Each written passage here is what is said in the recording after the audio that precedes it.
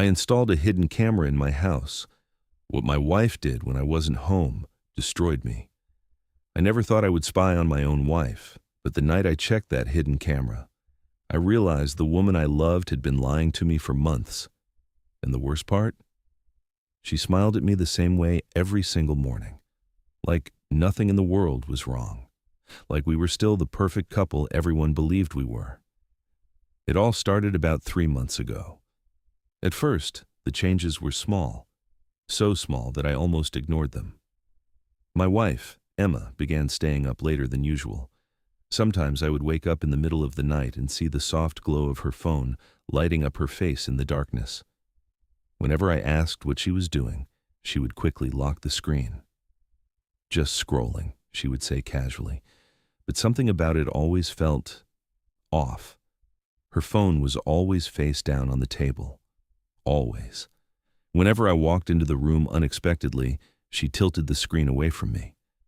At first I told myself I was imagining things. Marriage does that to you sometimes. You start noticing patterns that might not even exist.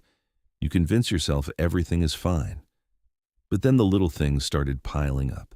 Emma suddenly cared a lot more about how she looked, new clothes, new perfume. Even when she said she was just going to the grocery store, her gym sessions became longer. Sometimes she stayed out for hours.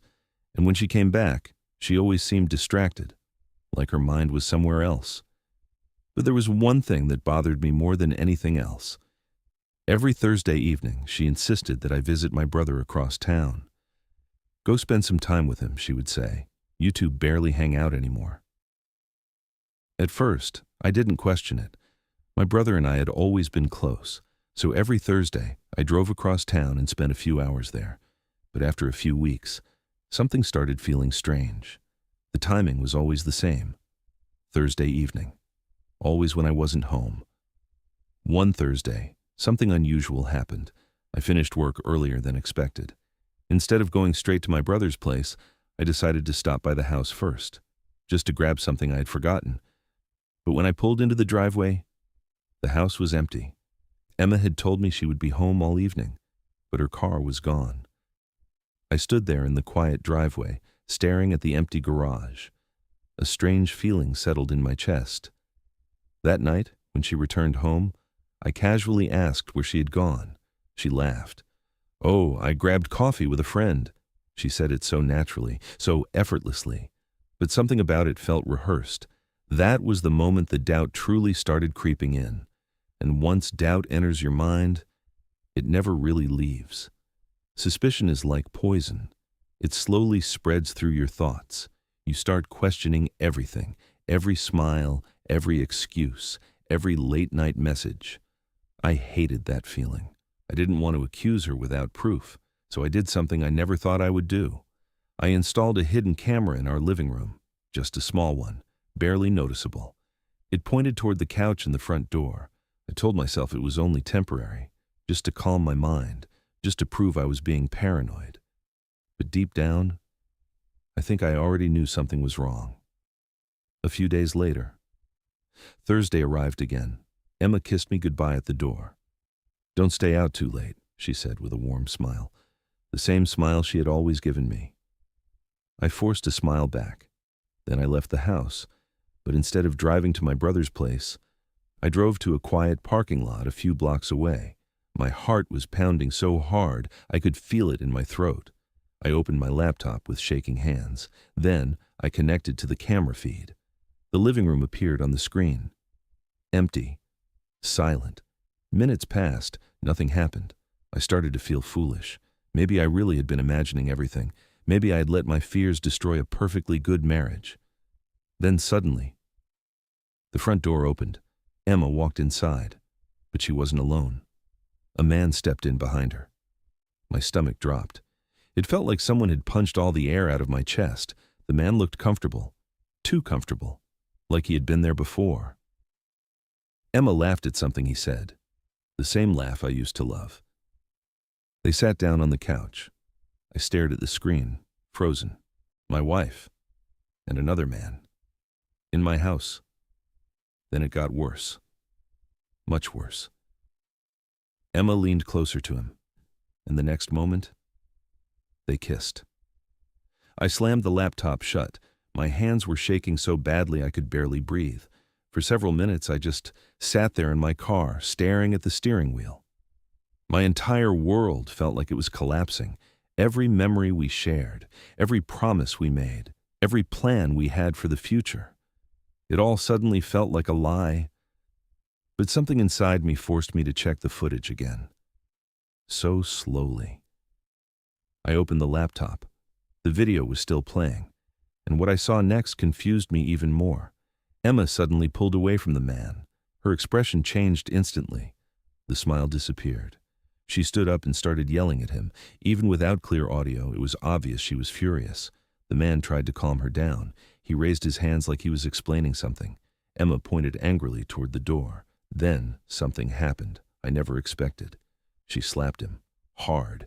The man stumbled backward in shock. Emma grabbed her phone with shaking hands. Seconds later, the man rushed out of the house. The door slammed behind him. Emma collapsed onto the couch and covered her face with her hands. She looked devastated, completely broken. I replayed the footage 3 times, trying to understand what I had just witnessed. Then I noticed something strange. Right before Emma slapped him, the man had pulled something from his pocket, a small envelope. I drove home immediately. My mind was racing the entire way. When I walked through the front door, Emma was sitting in the living room. Her eyes were red, like she had been crying. She froze when she saw me. For a moment, neither of us spoke.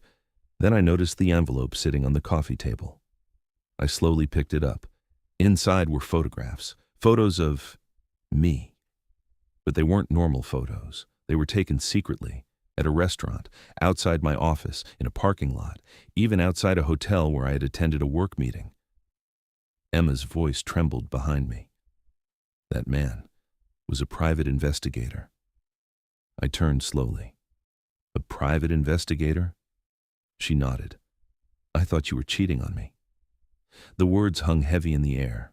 For months she had believed I was hiding something, working late, taking mysterious phone calls, leaving the house every Thursday. So she hired someone to follow me, to collect proof. But today, the investigator demanded more money. He said he had interesting photos. When Emma refused to pay, he tried to blackmail her. That's when she slapped him. Suddenly, everything started making sense. The distance, the tension, the secrets. Both of us had been suspicious of each other. Both of us had been hiding things. I slowly sat down across from her. Then I said something that made her eyes widen. I installed a hidden camera. She stared at me for several seconds. Then, unexpectedly, she started laughing.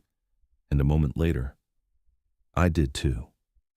Not happy laughter, the kind that comes when everything falls apart at once. 2 people who loved each other, destroyed by suspicion. That night we watched the entire camera footage together. Every misunderstanding, every mistake. When it ended, Emma looked at me quietly. Trust is fragile, she whispered, and once it cracks, even love can't always fix it. I thought the nightmare was finally over, but then Emma said something that made my blood run cold. There's one more thing. I looked at her. What? She hesitated. Then she whispered the words that changed everything. The investigator wasn't the first man who came here. The room went silent, and he wasn't supposed to kiss me. For a moment, I couldn't breathe. Then, who was here before? I asked slowly. Emma looked down at the floor, and that's when I realized something terrifying. The camera I installed had only been there for 3 days.